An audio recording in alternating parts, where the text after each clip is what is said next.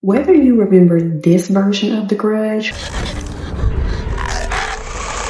or this version, Honda, Mitsubishi, Subaru. Harikari tsunami, come. I think we can all agree that little Ashy boy was creepy as and I think we can all agree that that movie was pretty memorable, but it was especially memorable to George Bone. You see, George had just killed his girlfriend and hid her body in the bedroom closet. And just for safe measures, he props a freezer cooler in front of the door just in case she, and I quote, comes back to life like the Grudge. Welcome to the Red Lip Lab. But take your shoes off first. Please. Thank you.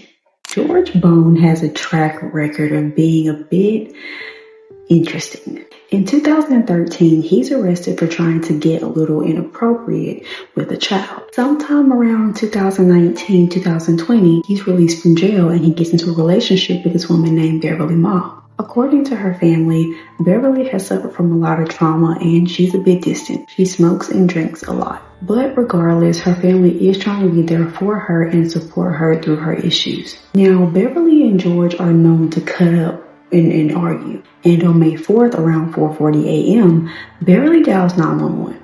On this phone call, Beverly and George are going at it. I mean, just screaming at each other. The dispatcher is on the other end trying to ask her questions, but Beverly is going in on George. Then the call ends. They send police over to the residence, but nobody answers the door. Now, this is where the story is about to take a bit of a dark turn. About a month passes, and Beverly's family gets an electricity bill that is higher than Bobby and Whitney.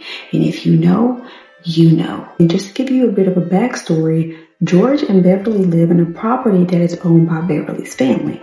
Okay, so Beverly's family gets this high electricity bill, and so they send an AC repair person out to go see what's going on. The repair person gets there, nobody answers the door. The family sends them the code so they can get into the house, and while they're in the house, they're calling Beverly's name, but Beverly isn't answering. And Beverly isn't answering because she's in the master bedroom closet, decomposing. But the repair person doesn't know that. By this time, the family's starting to get a little nosy, so they send a family member over to the house. When she walks in, she sees Amazon boxes everywhere, and it is freezing cold. It's literally 60 degrees. Then they see this big fly trap hanging over a light because apparently there's a bit of a fly issue going on in the house. She keeps walking, and lo and behold, guess who's there?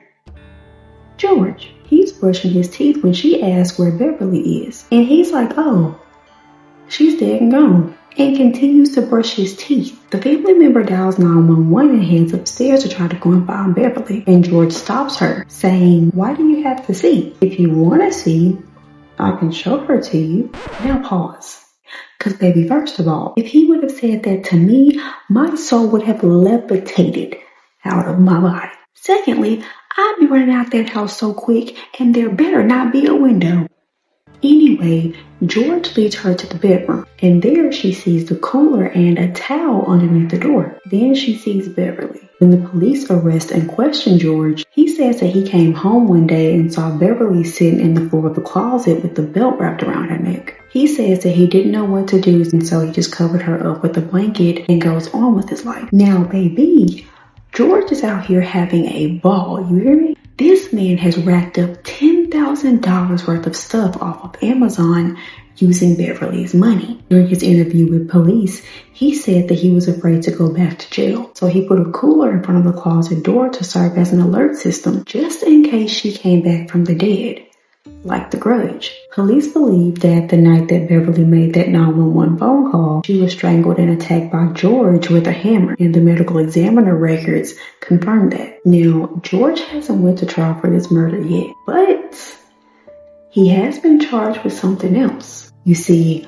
when the police went to go collect evidence, they found almost 20,000 files worth of kid stuff. So needless to say, some things never change. Beverly Ma was a creative at heart. She loved singing, playing the guitar, and even dibbled and dabbed in laser work making coasters. And as you can see, she loved her some Pokemon and Rick and Morty. We send our deepest condolences to everyone that was affected, and may Beverly rest in peace.